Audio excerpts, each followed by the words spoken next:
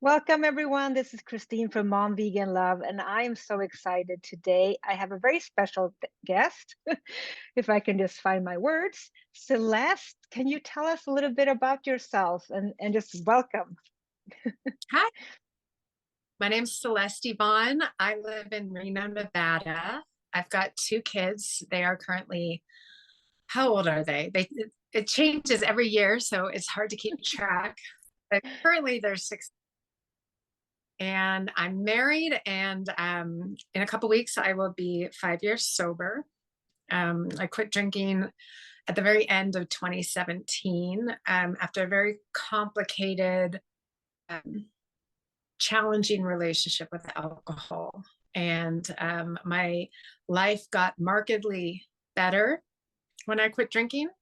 And I decided that this is how I want to live now. But it took me about a year to get to that place where in my head, I knew this is what I wanted for the rest of my life.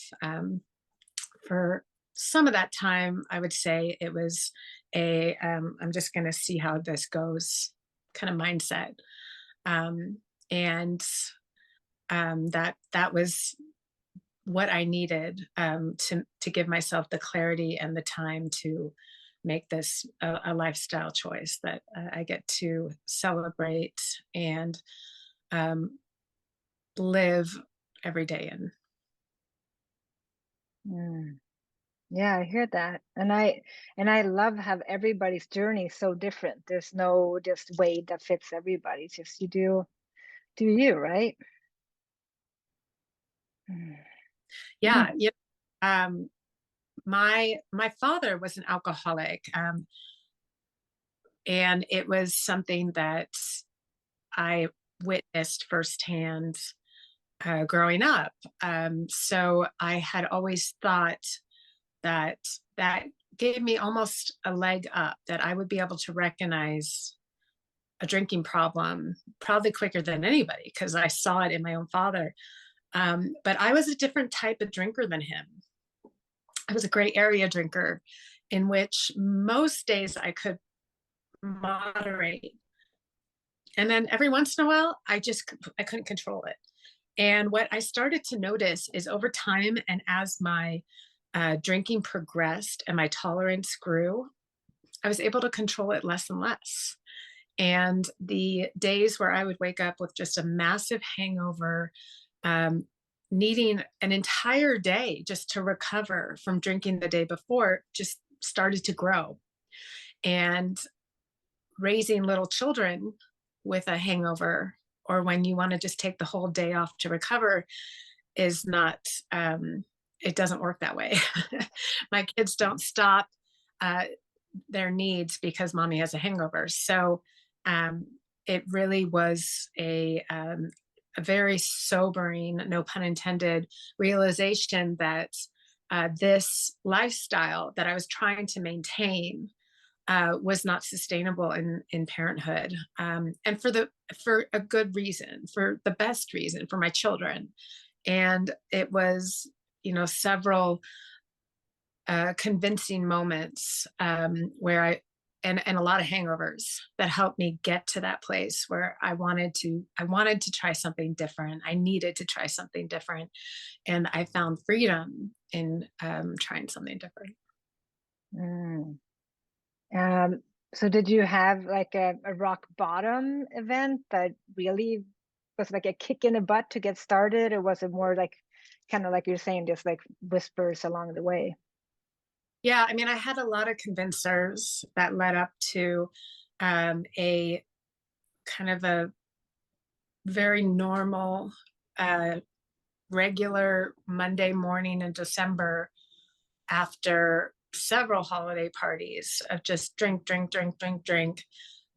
I went into work uh, that Monday, got in front of my computer, and I had a panic attack where I just got cold sweat, felt like I couldn't breathe. And in my head, I was thinking either I'm having a heart attack or I'm having a stroke. And the reason my head went straight to the likelihood that it was a stroke is my father had a stroke at a very young age. from his drinking. And that really was the gut punch for me that what I'm doing will have consequences, if not now, eventually. And I did not want life for myself. I did not want that life for my family. And so that was my rock bottom moment. That took me to that place where I knew I needed to make a change and I needed to do it right now. Um, and it was a hard day. It was the hardest day of my life. I remember going home that day, feeling like I had been demoted from the adulting um, position, and I was now back to the kids' table. Um, and that all things good and fun were now over for me. Like it felt like I had lost so much in what I now had to do. And it took me that whole year of living in sobriety and discovering a new way to live that I realized that the opposite was true. Like through sobriety, I had everything back. My entire trajectory had redeveloped and then some. And there were new opportunities presenting themselves that never would have been available had I still been drinking. I hear all that. That's beautiful. Yeah. Yeah, in that moment it's hard to see that things happen for us, right? But once we zoom out a little bit more, we can kind of be grateful for those moments. Mm. Yeah, it's that call to change that helps us transform into a stronger, um, more resilient person. And Mm. that's what my sobriety and my sober journey does for me every day, essentially. Yeah. Do you know what your main reason for drinking was? Like, do you have a root cause, or like have you done some work around that part? Yeah, I think over the years I've done a lot of work around that question. When I first quit drinking, people would ask me, "Well, you got to understand your why. Like, what were you doing in your drinking? Why did you drink? What were you trying to obtain through drinking?" And I used to hate that question because I was like, "Isn't that obvious? I'm just trying to have fun. I'm just trying to relax." It took me a long time to realize that through my drinking, I was numbing out so many feelings, emotions that I thought were bad or wrong. Emotions around my self confidence, emotions around anger, rage, frustration, pain. Um, Alcohol helped me numb that out instead of speaking up. I grew up as a people pleaser child where I just wanted everyone to like me. And I knew early on that when you speak up, people will label you, especially as a woman, and just stay quiet and stay small, and everyone will love you. And that was my one objective in life. And alcohol helped keep me small and helped keep me quiet. So it served multiple purposes for me for a long time. And that worked for a while. It worked until it didn't. And when it stopped working, I realized it was putting me in a place where it was making me sick. It was putting me in a place where all those emotions that had been hiding for so many years that I've been numbing from were ready to implode. And the person who was going to be hurt first and foremost was going to be me at the end of that. And I needed to uh, relearn how to live life where I get to and must face those feelings and learn how to process them in a healthy way. Mm. Oh, I hear all that. And just learning that feelings are safe, right? That it's feelings are life. They're good, bad, indifferent. And they all pass. They all Yeah, pass. yeah, Mm. I think for a long time I did not think I was trustworthy. or a safe person or a good person. I think um, I was able to numb out these feelings that I was inadequate or I wasn't enough. And all of those feelings were able to hide through my drinking. And in my sobriety, have been able to reevaluate who I am and the goodness inside of me and all of us.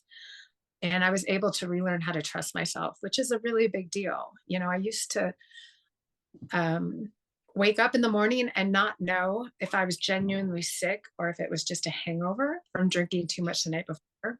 I never was able to genuinely trust my intuition or gut because I had literally drank poison the night before. So why would I feel ill?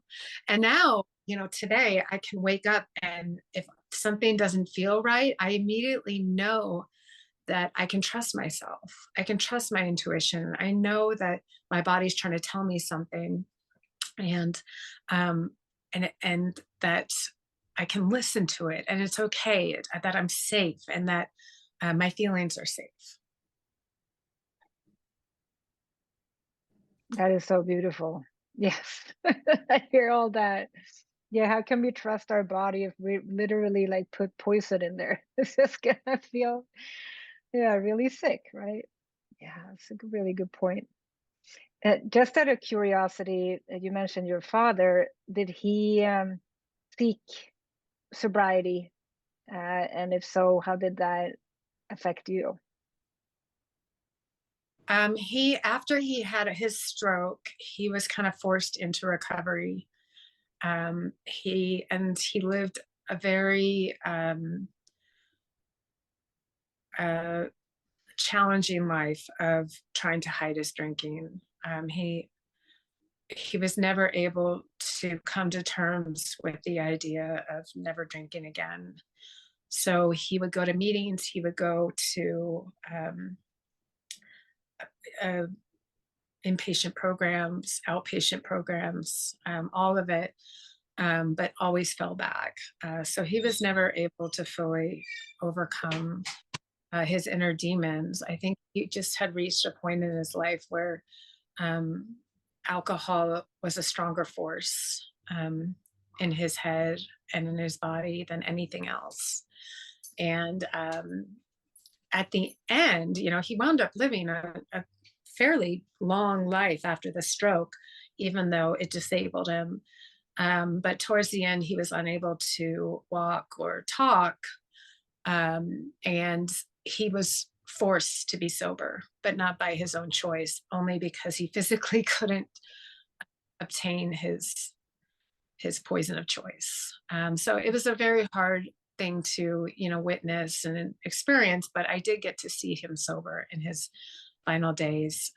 But I know in his heart he was never able to find that freedom that I was able to achieve. And I like to think now through my sobriety that he can know, wherever he is, that it's through and in his journey that I've been able to this achieve this sobriety destination, um, through his help, by watching him and learning from him, and getting his strength passed on to me. Hmm. Hmm. Yeah, that must have been so hard. And I really hear all that and how, our relationship to alcohol and food and all those may not be genetic, but they're definitely passed down through generations, right? Yeah. Mm. The our relationship to alcohol has a direct effect over our children.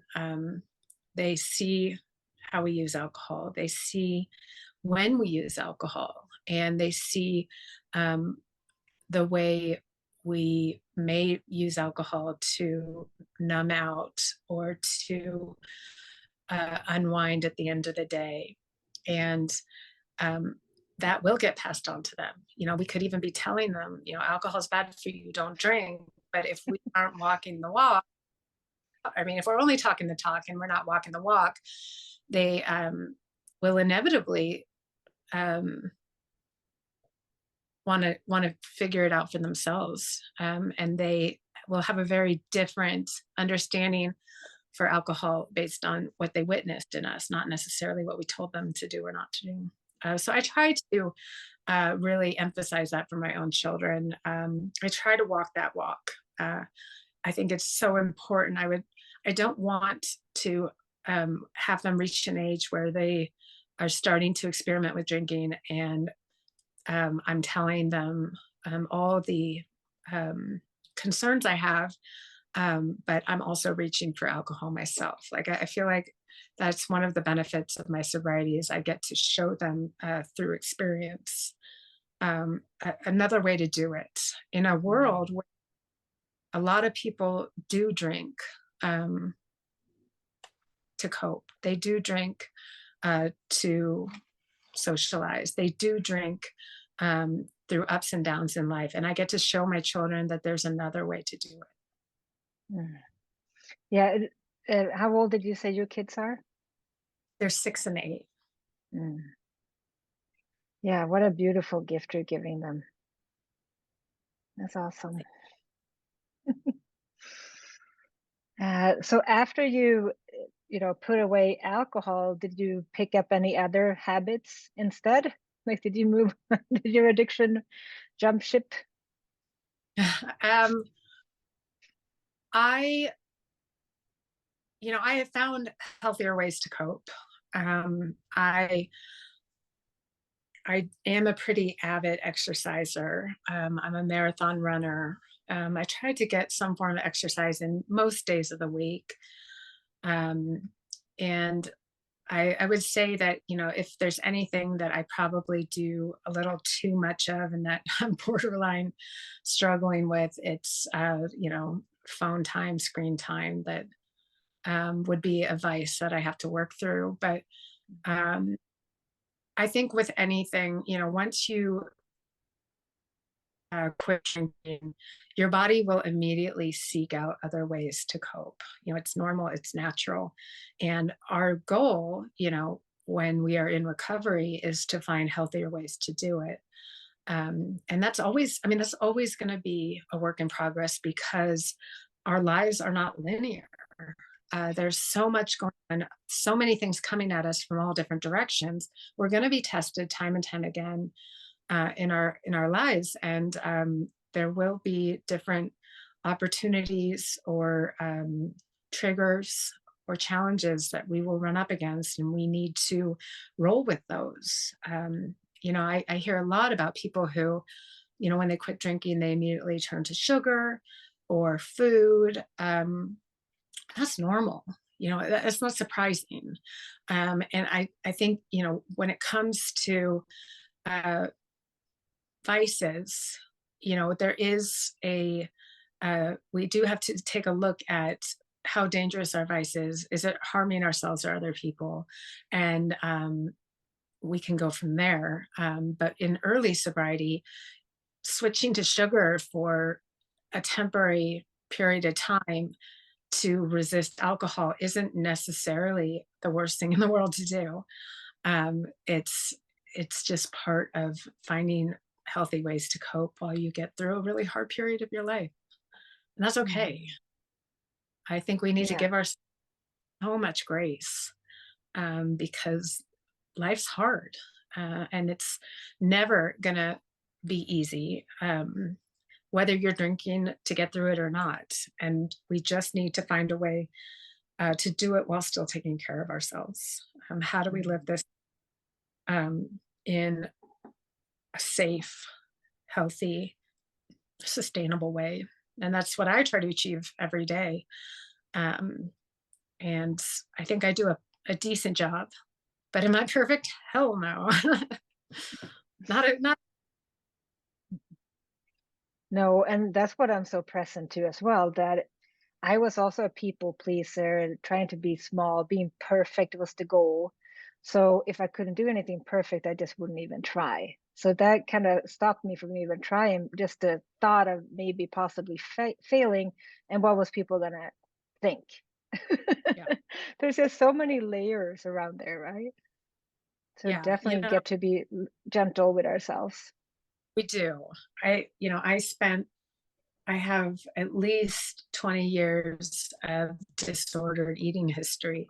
And eating disorder was really my first addiction. Um, and I think I turned to eating disorders at a young age because it was a way for me to numb out without falling for alcohol, which I knew um, would be a Pandora's box based on what I saw in my father. And that seemed like essentially an easier out for me to escape. Um,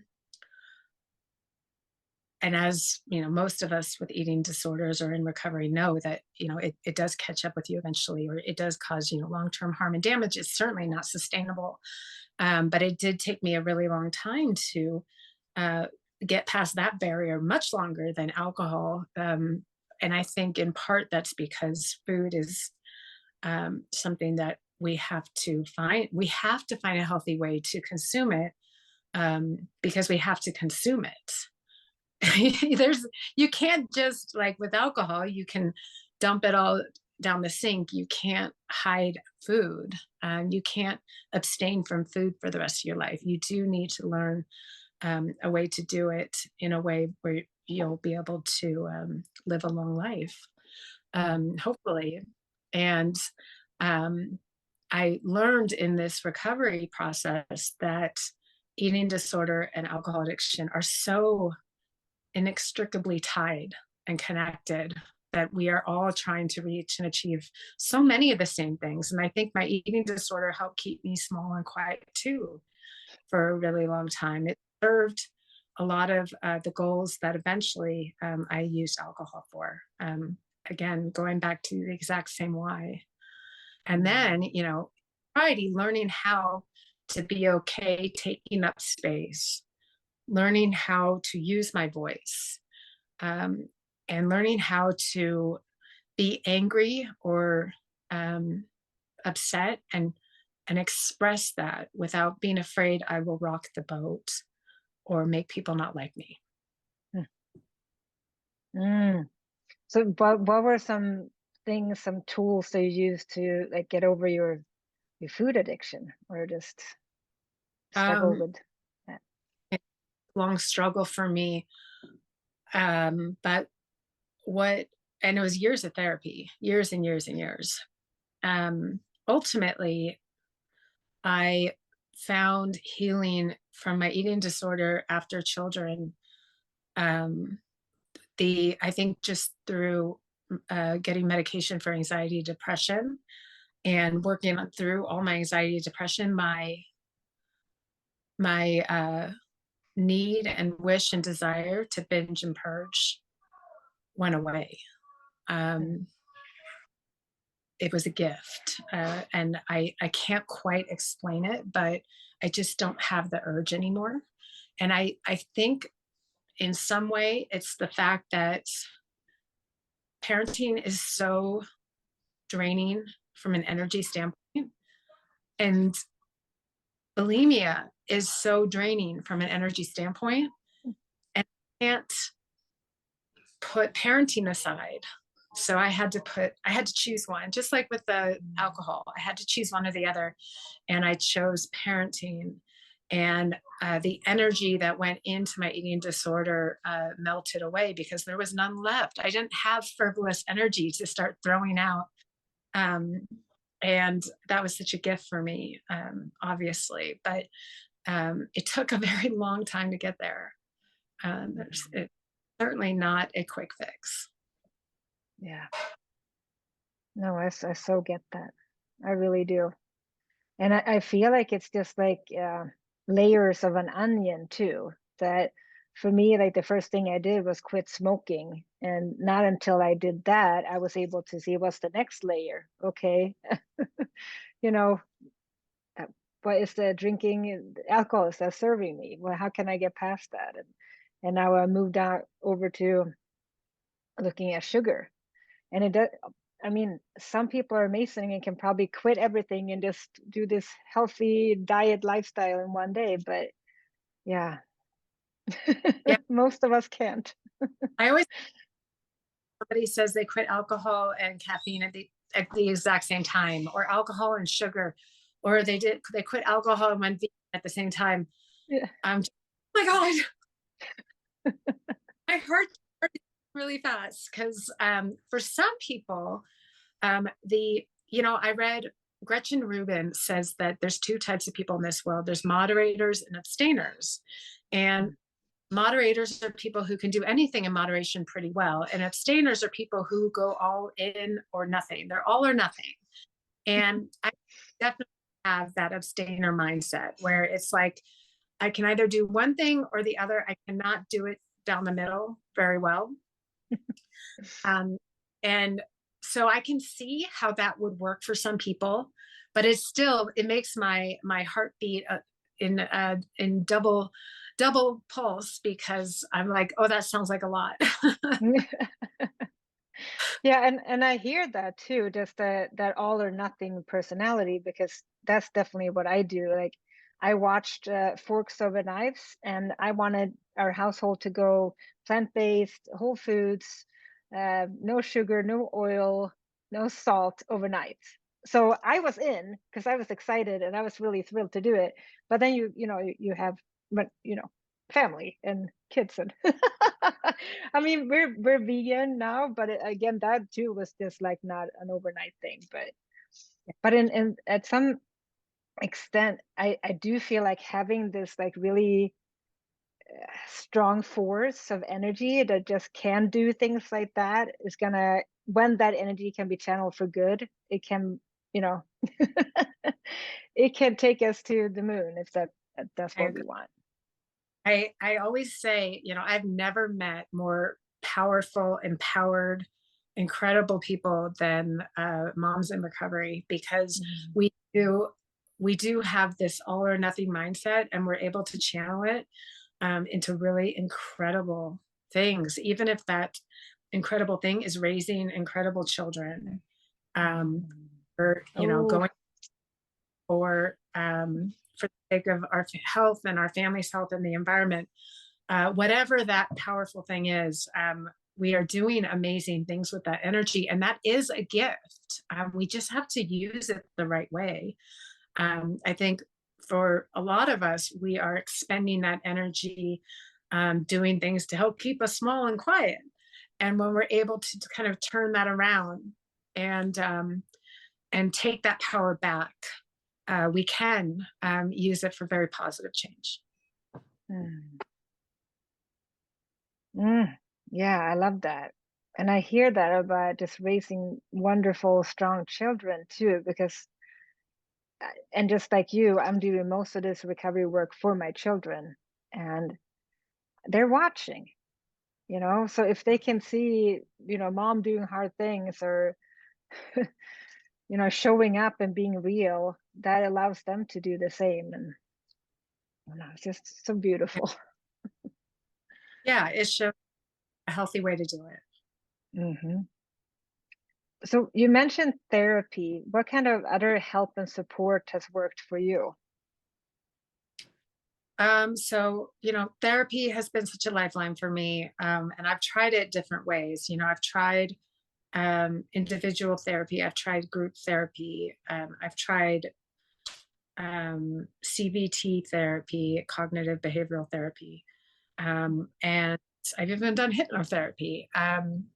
And I think that any of it can be valuable if you can find the right resource. And if you can't, you got to keep trying because it is almost like online dating in the beginning. You've got to find the right match. And one person, a good fit, um, does not, don't throw the baby out with the bathwater. There's still great people out there that could help you significantly. You just got to find the right match.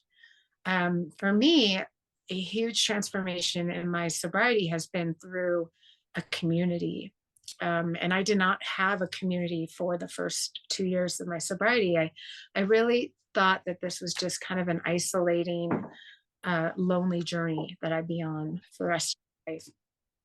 And it wasn't until I did find a community of other sober women, particularly moms, who were also in the same, uh, on the same journey as me, that I was able to not only realize I'm not alone, but I have connections to others who are going through the exact same thing as me, and we can help and guide and empower each other. And that was a huge shift for me because I spent my life watching my father in a community group, but just going through the motions, not really reaping any of the benefits. And I'm able to um, do it a different way. And it's had a very positive effect over my sobriety, but my mental health overall too, because we we find so much strength in sharing our stories and being able to resonate with others' stories, and that's something that you can't do without a community of like-minded, not even like-minded, but like journeyed people. Mm, I like that. I like that because we don't have to think and feel the same things, but we are on the same journey. So we're gonna be able to share so much and help each other. So how did you Yeah, find this community? when when COVID hit in 2020, as probably happened across the world, schools shut down, parents had their kids sent home. All of a sudden, we're trying to figure out how to homeschool. And in the recovery space, from what I understand, I wasn't in recovery communities at that point, but I understand a lot of the recovery community meetings shut down too. So people in recovery went from 100 to zero overnight. And um, a dear friend of mine, Emily Paulson, who founded Sober Mom Squad, she reached out online and said, "Hey, moms are struggling right now, uh, especially moms in recovery. Does anyone want to get together and do something to support them?" And me and several other women volunteered, and we started a free weekly meeting for anyone who identifies as a mom who is living or exploring an alcohol-free life. And those meetings, uh, we, I mean, we got dozens of mothers just hopping on, um, either new to recovery or new to recovery communities like me, or heavily involved in recovery communities, but they had nowhere to go at that particular moment. And we connected and we shared our stories and we laughed and we cried. And by the after about 6 months, when school was starting to try to figure itself out for the new school year, Emily said, "Do all the women," and we had thousands of women signed up for um, these uh, for access to these free sessions. "Do you guys still need this? Do you guys still want this? Is this helpful to you?" And not only did people say, "Yes, please keep hosting these, but we want more." And from there, she created an entire online community,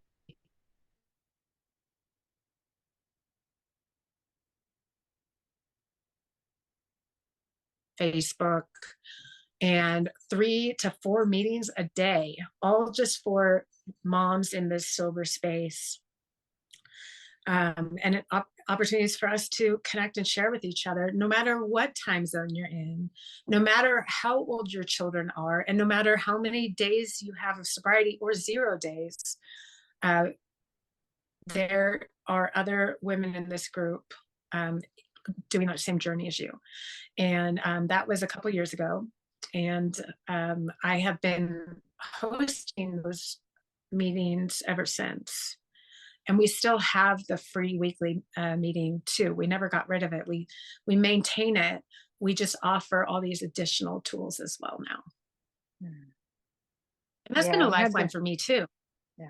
I host the meetings now, but I attend meetings. I mean, it is such a sober tool for me as well. And we have women in there who have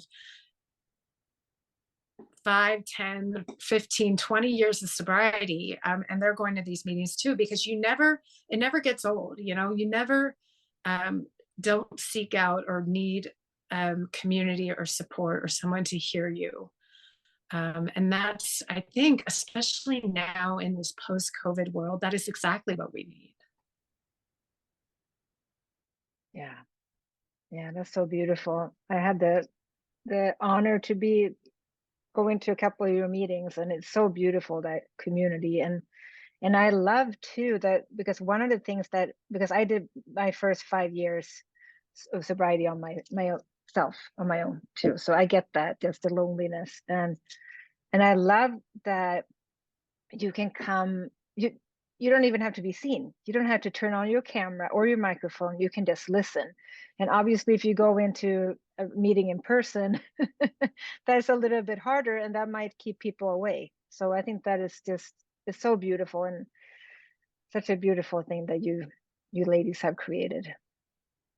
I think that online, I call it the Zoomification, and I don't know if that's a real word, but uh, creating this online space for recovery has completely disrupted the recovery space for the better, and especially for others. I remember in my early sobriety, I met up with somebody, the only person that, and I didn't even know her, my mom knew her, but she knew she went to sober meetings, and we met for coffee, and she said, well, here's what you got to do. You got to go to 90 meetings in 90 days. And I had a 1-year-old and a 3-year-old. And I remember thinking, nope. Like right then and there, like my brain completely shut it down, because I'm like, I'm not leaving my family and my kids. I'm not telling my husband I'm going to 90 meetings in 90 days. I was still not even sure I had a drinking problem. In my head, there was no way I was going to space for that, and make myself vulnerable in a place when I wasn't quite sure what I was doing yet. And now you can come to these meetings completely anonymous, not show your face, and just be a fly on the wall. You can just listen, and then you can determine if this space is right for you, with while still breastfeeding your child, and trying to get your child to nap, and all the things that we do as mothers that take up so much time in our day, where the idea of having to do all the mental load and all the mental work of getting a babysitter, or having your husband care for the kids so that you can step out of the house for a meeting that you're not even sure you're the right fit for. You don't have to have any of those questions. You can listen with your earbuds on while you do the laundry. We have so many women who do it while they are in their cubicle at work. You can do it so subtly that nobody even knows what you're doing. And that's the transformation I think so many of us needed to be able to access support like this. I think it's changing lives. I know it's changing lives. It's changed my life. And it's the new path for recovery. And I'm so grateful. I just said this morning in a meeting. This is a great time to quit drinking. This is the best time to quit drinking, because we have the technology, we have the accessibility to support and community and tools that we didn't have even 3 years ago. And for mothers especially, it's a great place to be.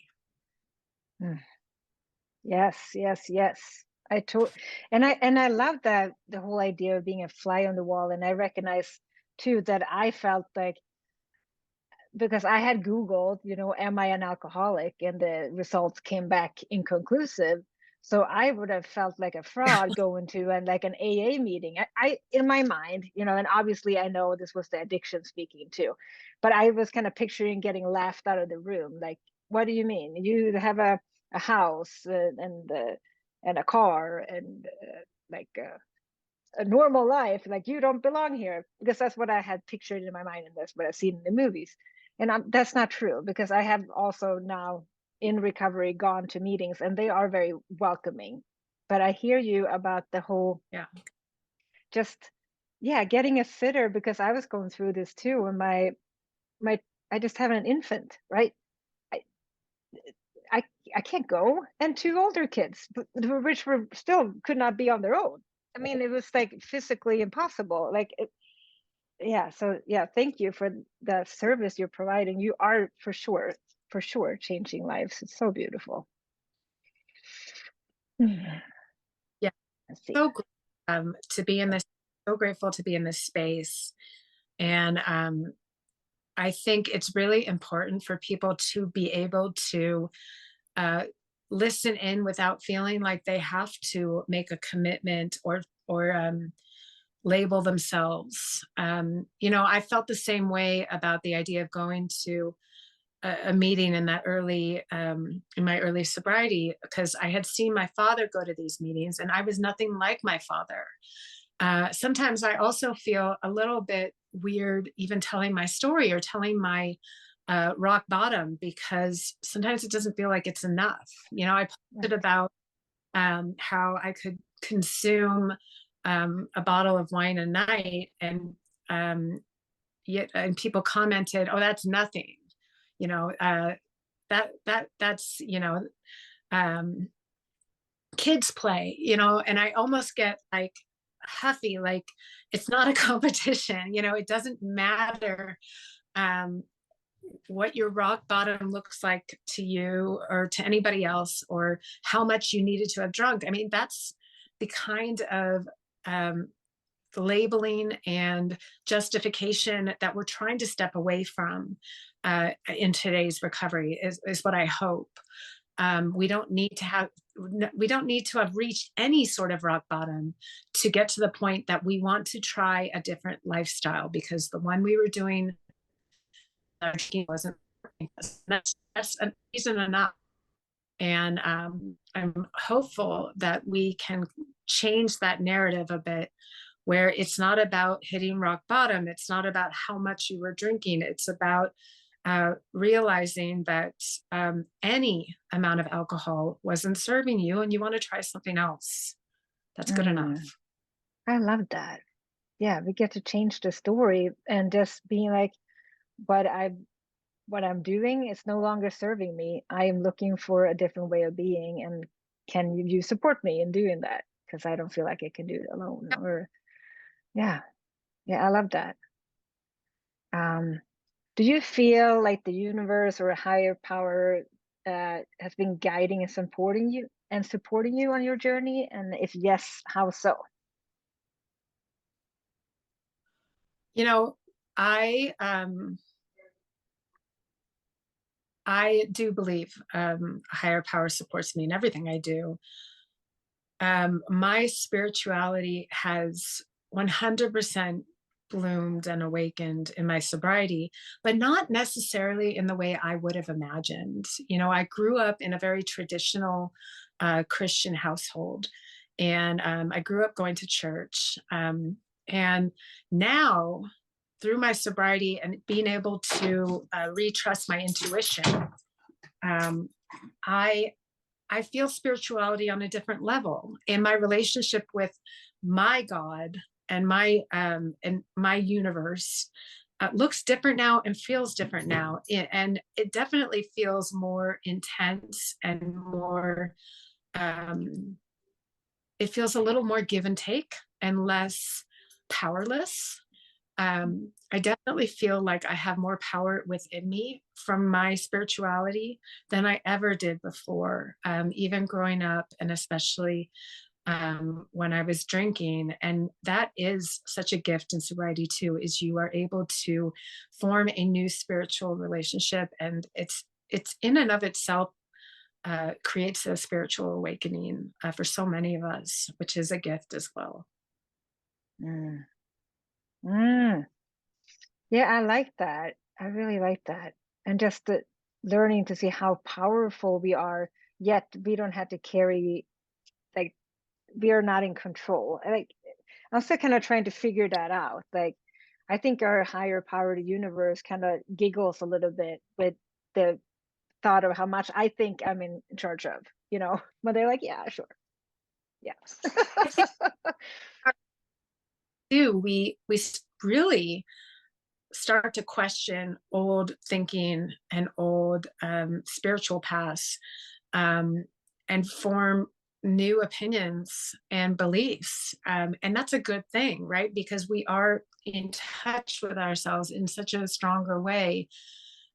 We can kind of reframe what that relationship looks like and feels like, and how we want to honor that, um, in the best way possible.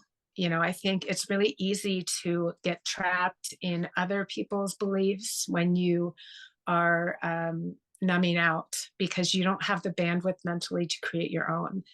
And when you quit drinking and you get that mental bandwidth back, you do find a new way to give thanks, to see blessings, and to roll with the hardship and pain and struggles or grief, because you are present. I mean, even presence itself has a whole different meaning in sobriety that you could never quite, I don't think I would ever really even understand what it means to be present during my drinking days, not because I was always drunk, but because it was always on my mind. Mm. Ooh, yes. I so get that. It's like, where am I gonna get that next, fix or hit or whatever it might be? Yeah, Mm. it takes up so much mental space that Mm. you can't put that energy anywhere else. Mm. Yeah, you're kind of planning your whole life around that. That's very interesting. Mm. Oh, thank you for sharing that. See. Um, So, what do you do for self-care these days? I'm an avid runner. I love to run. I love to exercise. Um, I I work on meditation every day. It's hard, it's not supposed to be easy, but that I do see and feel growth from my meditation practice. I do cognitive behavioral therapy, and I do individual therapy. Um, and I try to be out in nature. I mean, nature is its own form of therapy, and my greatest spiritual awakenings happen in nature. And I do not think that's a coincidence. Uh, so I Mm. do a lot of things to take far more than I ever did when I was drinking. When I was drinking, that was my form of self care. But in truth, looking back now, I can say that really was just self sabotage. I just didn't see it at the time. Yeah, because that's not what we're being told, right? By media and society. Mm. Hmm. So is there anything that, that you wish somebody would have told you while you were still drinking? Is there anything, basically the question is, uh, could anybody have helped you quit sooner? Or was this a decision you had to make on your own? I mean, that's a great question. At the time and in the place I was, I think it had to evolve naturally. But I do wonder, with all the online recovery groups that are available now, if I would have um, um, maybe uh, checked it out, maybe tried to be a fly on the wall, maybe explored it a little bit, just to dip my toes in the water, and see if other people feel the same way I do. I don't know. And I can only, just wonder, because it wasn't available to me back then, but I do believe that everything that's happened in my life has got me here for a reason.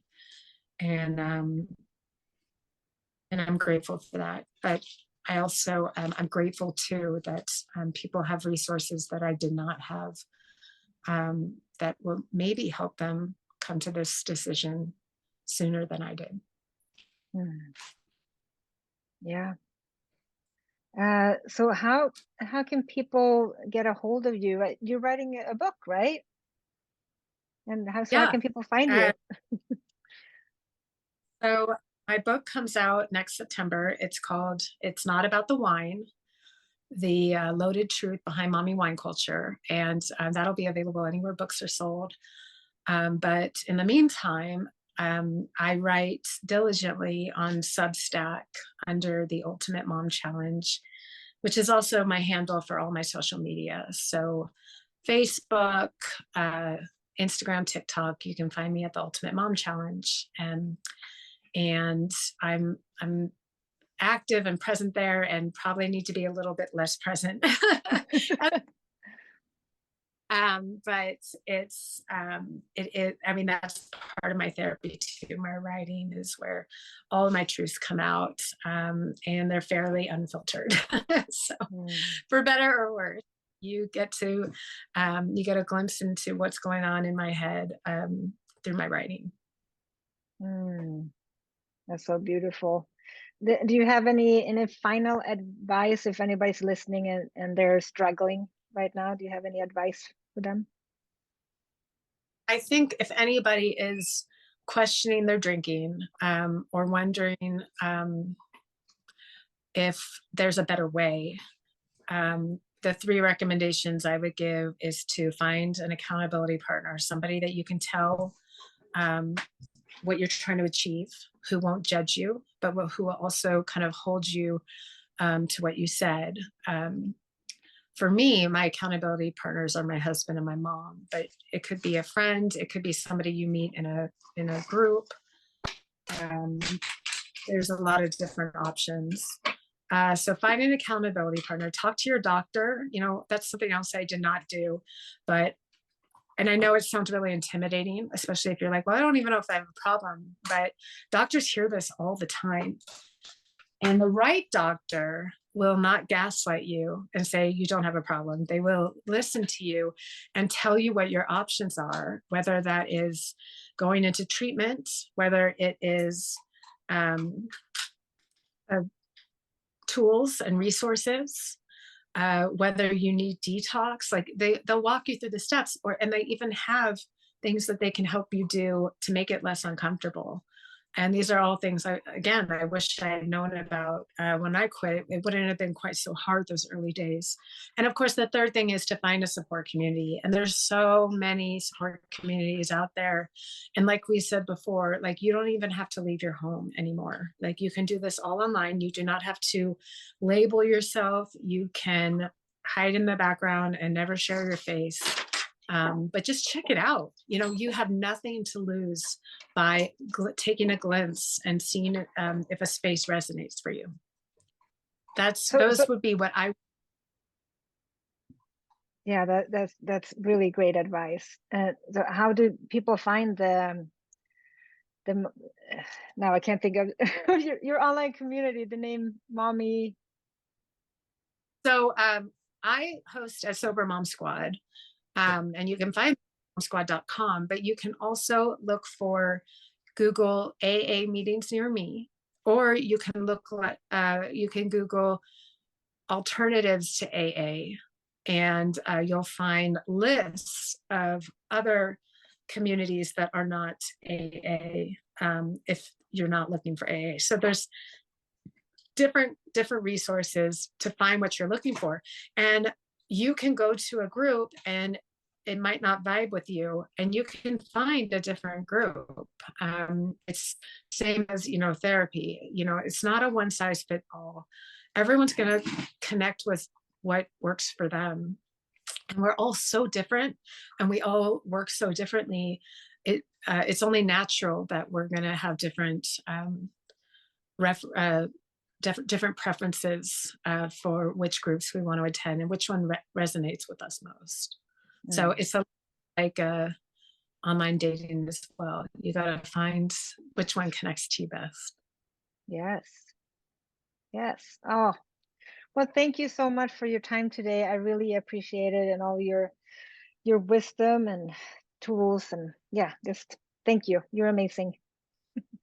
You, Chris. This is great. I appreciate you reaching out to me. Thank you.